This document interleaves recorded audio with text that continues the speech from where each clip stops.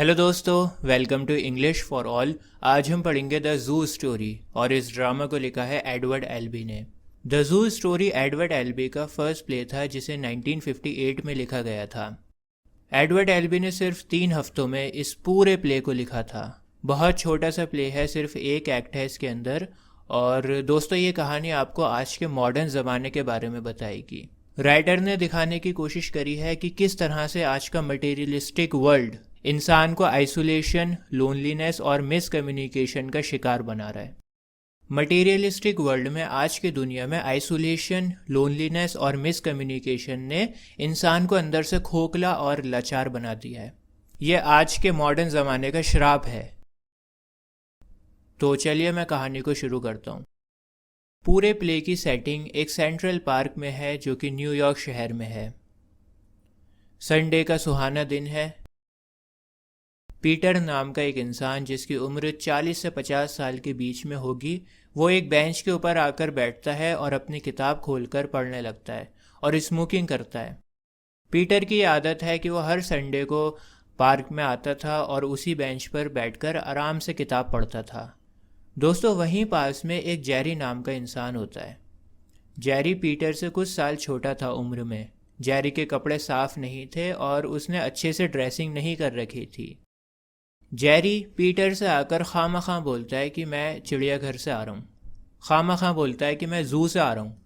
Peter को Jerry की बातों में कोई इंटरेस्ट नहीं होता और वो बिना कुछ रिस्पॉन्स किए किताब को पढ़ने लगा। लेकिन जेरी को पीटर से कन्वर्सेशन स्टार्ट करनी थी, कैसे भी करके। वो बस किसी तरह पीटर से बात करना चाहता था। तो वो दोबारा से बोलता है कि तुम स्मोकिंग कर रहे हो, स्मोकिंग करने से तुम्हें कैंसर भी हो सकता है। अपनी बात को आगे बढ़ाने के लिए जेरी कुछ कहना चाह रहा होता है, लेकिन उसके दिमाग में वो वर्ड नहीं आ रहा होता। कुछ एक वर्ड याद कर रहा होता है।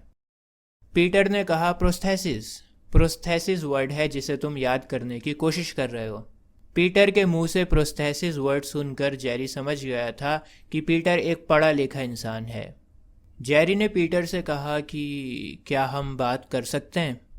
पीटर का मन तो नहीं था बात करने का, लेकिन फिर भी उसने सर हिला दिया। जेरी दोबारा से बोलता है कि वो चिड़ियाघर से आया है। हालांकि जेरी बहुत बेतुकी और बेहुदा बातें कर रहा है और पीटर को ज़रा भी इंटरेस्ट नहीं था, लेकिन फिर भी पीटर अपने पूरे एफर्ट से फ्रेंडली बिहेव करने की कोशिश करता है। हमें पता लगता है कि पीटर शादीशुदा है, उसकी एक वाइफ है और 2 डॉटर्स हैं, और उसने 2 पैरट्स और 2 कैट्स को भी पाल रखा है। उसके कपड़ों और इंटरेस्ट को देखकर लगता है कि वो अपर मिडिल क्लास है। थक हार कर पीटर भी अब जेरी से बात करने लगता है और वो भी जेरी के बारे में जानना चाहता है। जेरी लो बॉर्न फैमिली से बिलोंग करता है। वो गरीब है और उसकी ज़िंदगी में कुछ भी अच्छा नहीं है, बिल्कुल अकेला इंसान है। जेरी कहता है कि मैं इस संसार में, इस दुनिया में बिल्कुल अकेला हूँ। जब मैं छोटा था तो मेरे माँ बाप गुजर गए थे और जेरी ज़िंदगी में सिर्फ एक बार किसी के साथ रोमांटिकली इन्वॉल्व हुआ था, और रोमांस भी उसने एक लड़के के साथ में किया था अपनी टीन एज में। तो जेरी की इस बात से हमें पता लगता है कि जेरी होमोसेक्सुअल है। इसके बाद जेरी कहता है कि मैं तुम्हें अपने ज़ू की जर्नी के बारे में बताऊंगा। लेकिन ज़ू की जर्नी के बारे में बताने के बजाय जेरी कुछ और बातें करने लगता है, ऊट पटांग बातें करने लगता है। जेरी अपनी लैंड लेडी, मकान मालकिन की बातें करने लगता है। वो कहता है कि मेरी जो लैंड लेडी थी ना, वो हमेशा नशे में रहती थी और वो लेडी मुझे अक्सर फिज़िकल रिलेशन बनाने के लिए उकसाती थी, अट्रैक्ट करती थी। एक बार लैंड लेडी घर पर एक डॉग को लेकर आती है। जेरी ने लैंड लेडी के डॉग से दोस्ती करने की कोशिश करी, लेकिन वो डॉग भी जेरी को काट लेता है। जेरी ने कई बार कोशिश करी कि वो किसी तरह लैंड लेडी के डॉग से दोस्ती कर सके, लेकिन वो डॉग कभी भी जेरी के साथ में फ्रेंडली नहीं था। फाइनली जेरी डिसाइड करता है कि मैं इस डॉग को जान से मार दूंगा। उसने एक प्लान बनाया कि मैं इस डॉग को जहरीला हैमबर्गर खिलाऊंगा। लेकिन हैमबर्गर में जहर इतना ज़्यादा पावरफुल नहीं होता, तो डॉग जब उस हैमबर्गर को खाता है ना, तो मरता नहीं है, बल्कि बीमार हो जाता है, क्योंकि जहर इतना ज़्यादा पावरफुल नहीं था। उसके बाद जेरी उस डॉग को इग्नोर कर देता है। दूसरी तरफ पीटर बड़ा परेशान हो जाता है। वो सोचता है कि यार, ये इंसान मुझे ये सब बातें क्यों बता रहा है। जेरी पीटर से कहता है कि मैं लोगों की पेट्स को इस्तेमाल करता हूँ उनसे दोस्ती करने के लिए। पीटर अब घबराने लगता है, उसे लगता है कि जेरी कोई पागल इंसान है। पीटर बहुत आराम से प्यार से वहाँ से जाने की कोशिश करता है, लेकिन जेरी पीटर को टिकलिंग करना शुरू कर देता है, गुदगुदी करना शुरू कर देता है ताकि पीटर वहाँ से जा ना पाए। पीटर बड़ा परेशान हो जाता है और वो सोचता है कि अब मैं करूँ तो करूँ क्या। अब जेरी एकदम से पीटर को फोर्स करता है उस बेंच को छोड़ने के लिए और पीटर को एक मुक्का मार देता है।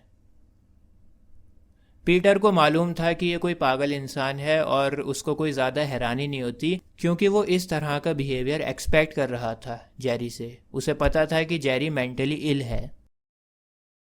लेकिन उसे इस बात का दुख था कि जिस बेंच पर वो संडे को आराम से बैठकर किताब पढ़ता था मज़े से, वो बेंच अब उससे छिन चुकी थी। लेकिन कहानी यहाँ पर ख़त्म नहीं होती है। जेरी अब क्या करता है, एक चाकू निकाल लेता है और कहता है कि हम दोनों को अब लड़ाई करनी चाहिए। जब जेरी ने पीटर को मुक्का मारा था तब पीटर को कोई भी हैरानी नहीं हुई थी, लेकिन चाकू को देखकर तो पीटर के होश उड़ जाते हैं, उसके पैरों तले ज़मीन खिसक जाती है। पीटर मना कर देता है, लेकिन जेरी पीटर के हाथ में चाकू थमा देता है। पीटर अपने आप को डिफेंड करने के लिए चाकू को पकड़ लेता है और फिर अचानक से जेरी उस चाकू से अपने आप को घायल कर लेता है।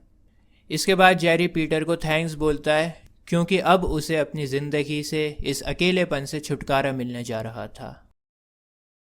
जेरी उस चाकू पर से पीटर की उंगलियों के निशान मिटा देता है ताकि पीटर पर उसके कत्ल का इल्ज़ाम ना लगे।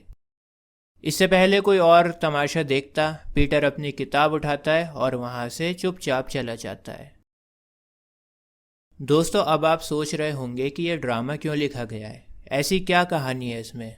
तो मैं आपको बता दूं कि ये ड्रामा ना एब्सर्ड प्ले है। देखिए हुआ क्या था, वर्ल्ड वॉर सेकंड के बाद में इंसानों की ज़िंदगी मीनिंगलेस हो गई थी। मॉडर्न ज़माने में इंसान खोखला होता जा रहा था, ज़िंदगी में कोई मीनिंग नहीं था।